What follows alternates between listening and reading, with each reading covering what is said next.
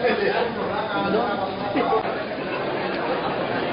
malam dan mengucapkan selamat datang dalam acara pembukaan rapat.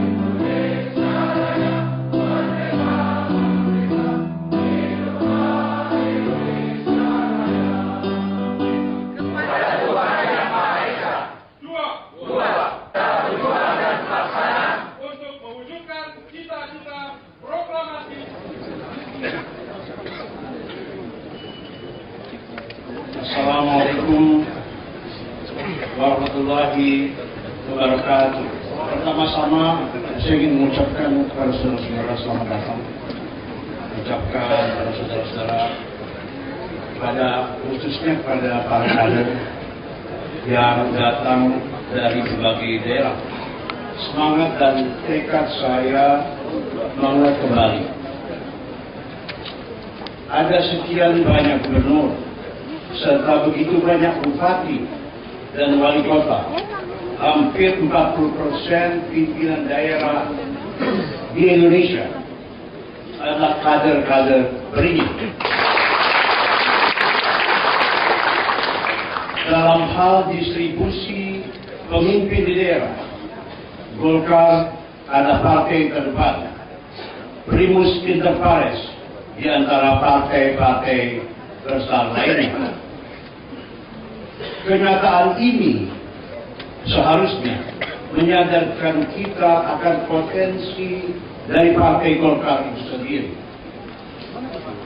Jika langkah bisa kita satukan, jika program-program yang baik bisa dibuat, maka saya yakin Golkar akan tumbuh lebih besar lagi, merebut satu posisi sebagai lokomotif politik dari Indonesia.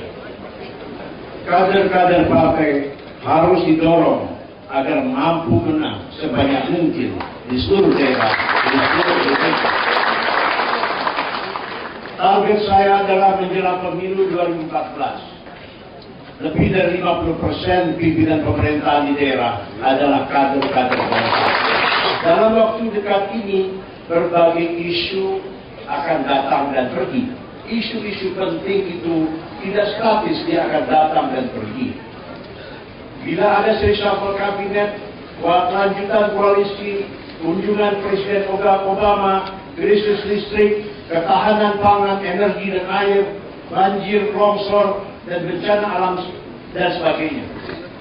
Terhadap semua itu, Golkar harus mampu memberikan pendapat, opini, dan solusi-solusi praktis di parlemen, di luar parlemen. Maka kader-kader Golkar harus memberi arti, memberi warna tersendiri, sehingga masyarakat melihat bahwa Partai Golkar bukanlah partai masa lalu, tapi sebuah partai yang terus menyegarkan diri, sebuah partai yang membawa harapan baru bagi seluruh rakyat Indonesia. Saudara-saudara yang saya muliakan, hadirin sekalian yang saya hormati, di atas segala-galanya, Partai Golkar harus terus menjadi pengawal terdepan dari kebijaksanaan Indonesia. Kemajemukan adalah kekayaan dan kekuatan kita, dan perbedaan adalah sebuah akhlak. Kita menerima perbedaan, tapi tidak membeda-bedakan. Semua suku, golongan, agama, dan daerah, dari Sabang sampai Merauke, adalah bagian dari kebesaran Indonesia. Inilah warisan kita, satu warisan kita yang paling luhur, dan Golkar harus bertekad untuk terus menjaganya. Demokratisasi dan desentralisasi harus terus didorong dan terus diperkuat. Kita bangga menjadi bangsa yang demokratis. Kita bangga bahwa daerah-daerah di Indonesia kini memiliki sebuah ruang yang lebih besar untuk mengatur diri mereka sendiri. Makna demokrasi yaitu pemerintahan dengan kekuasaan rakyat. Demos adalah rakyat, pratein adalah pemerintah. Kini telah terwujud di Indonesia. Karena itu juga semboyan Golkar adalah suara rakyat, suara Golkar, dan suara Golkar adalah suara rakyat. Partai Golkar harus memastikan bahwa Indonesia mampu untuk secara terus-menerus, secara kreatif mencari pertimbangan yang sehat antara kebebasan dan kebersamaan, antara persatuan dan otonomi, serta antara pusat dan daerah. Di dalam melakukan semua itu, maka Partai Golkar harus terus berpegang pada falsafah dasar dari pembentukannya, yaitu filosofi kekayaan. Filosofi ini melekat pada nama partai, dan dalam sejarah Indonesia yang lahir dari suatu masa yang unik, yaitu masa ketika ideologi dan irasionalisme mencapai puncaknya di awal 1960-an. Politik tidak boleh hanya untuk politik semata. Power should not be only for the power's sake, tetapi sebagai sebuah tujuan yang besar, yang konkret, yaitu peningkatan kesejahteraan untuk seluruh bangsa Indonesia. Panglima kita bukan politik, bukan juga ekonomi atau apapun. Panglima kita adalah rakyat dari Sabang sampai Merauke.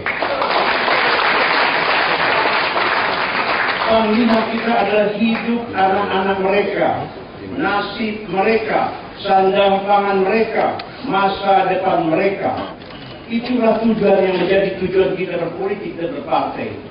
Itulah satu tujuan raison d'être dari semua proses kekuasaan di mana kita semua melibatkan diri. Jika insya Allah Partai Golkar kembali percaya pada pemilu 2014, maka bukan kita, tetapi rakyatlah yang akan menikmatinya. Sekolah akan semakin baik, puskesmas dan irigasi akan dibangun lebih intensif, ilmu pengetahuan dan teknologi dikembangkan dengan lebih sistematis. Kita lihat nanti padi akan semakin menguning.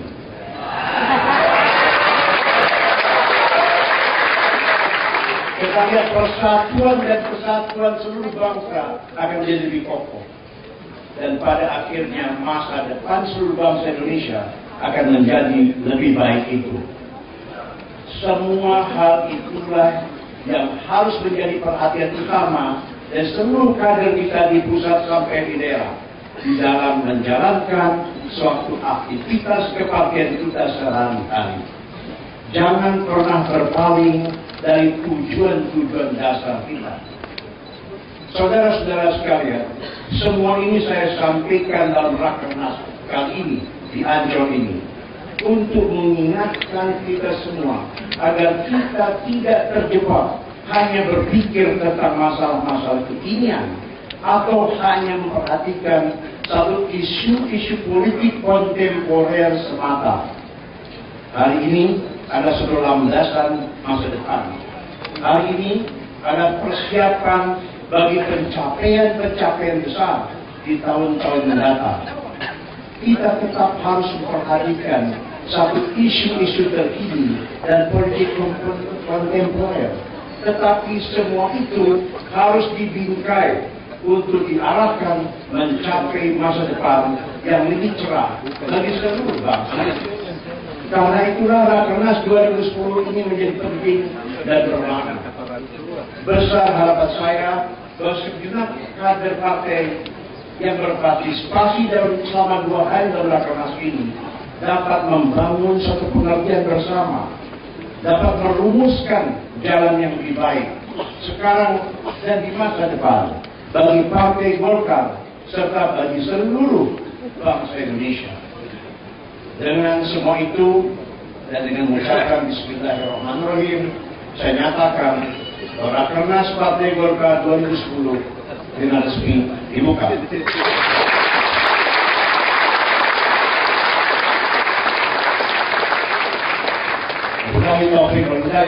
Assalamualaikum warahmatullahi wabarakatuh.